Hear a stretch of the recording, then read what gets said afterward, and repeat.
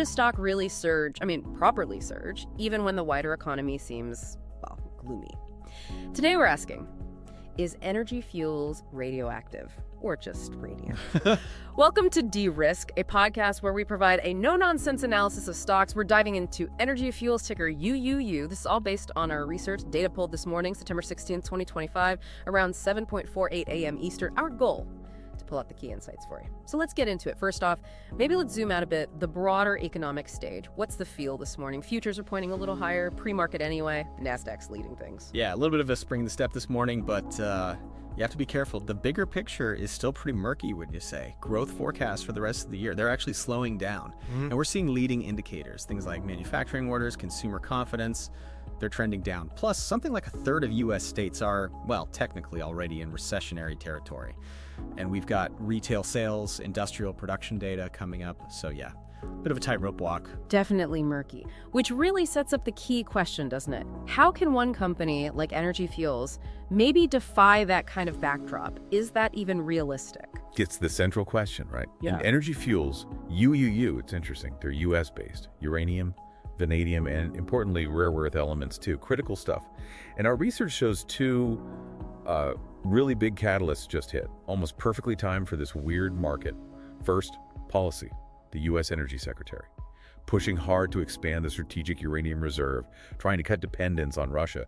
That puts domestic players like Energy Fuels right in the frame. Right, government spotlight. That's potentially huge. Exactly. And second, a business milestone. They just announced their rare earth oxides got qualified for use in EV magnets by a major automotive supplier. That's real validation for their diversification play.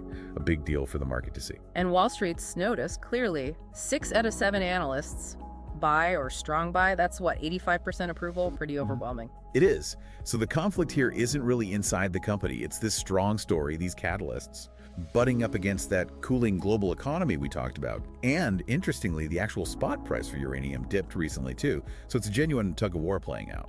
Okay, so a strong story versus a weak backdrop. How are people betting their money then? What's the sentiment telling us? Sentiment. It's fascinating, actually. Kind of divided. You look at the options market, it's like full-on bullish. The put-to-call ratio is just 0.19. That's more than 5 bullish bets for every single bearish one. Wow, 0.19, so heavy call buying. Overwhelmingly call buying, and the $12 strike price seems to be a real focal point, a battleground. But here's the other side of the coin. Short sellers, they are definitely present. Short interest is sitting at 12.83% of the available shares. That's a pretty significant chunk of money betting the stock goes down. A classic setup. 12, nearly 13% short. Okay, that's not insignificant. Are they seeing something else, maybe? Or is this just fuel for a potential squeeze if the bulls keep control? Let's see if the charts give us any clues. What's the price action saying? Yeah, that short interest definitely adds a layer of risk or maybe opportunity, depending how you see it. But the chart itself, right now it looks remarkably clear and clearly bullish. Short-term trend, long-term trend, both powerfully up. Higher highs, higher lows. Trading well above key moving averages.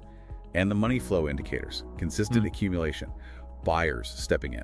And yesterday's big jump, was there volume behind it? Oh yeah, massive price jump yesterday, and it happened on heavy volume. That usually signals institutional interest, the bigger players getting involved, momentum's picking up too, accelerating after a bit of a pause, and volatility. It's high. The price broke decisively out of its recent range. That often signals potential for a bigger, extended move. Okay, so strong fundamentals, government backing, a key business win, but offset by macro worries and significant short interest. The charts look great though. Exactly. So putting it all together, our research points towards an outlook of cautiously bullish. The caution comes from, well, everything we just said. The shaky macro environment, that 12.83% short interest, and the recent dip in physical uranium prices. Those are real risks. But the bullish case is stronger for now. We think so, yes. That 1-2 punch, the big policy shift, plus the EV qualification, is incredibly powerful. These are company-specific things strong enough potentially to let it swim against the tide, at least for a while. And the technicals, strong volume, strong momentum, they back that up.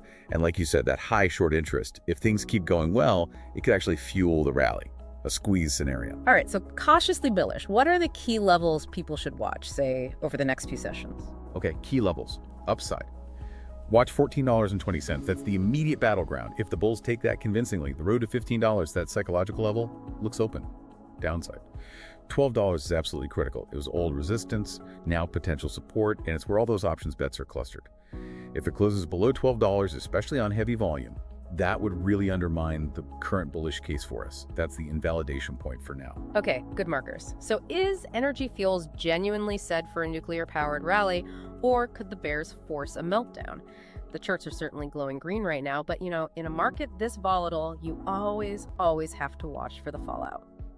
That's all for this episode. Remember, this podcast is for informational purposes only and isn't financial advice. Do your own research or consult with qualified financial advisors before making any investments.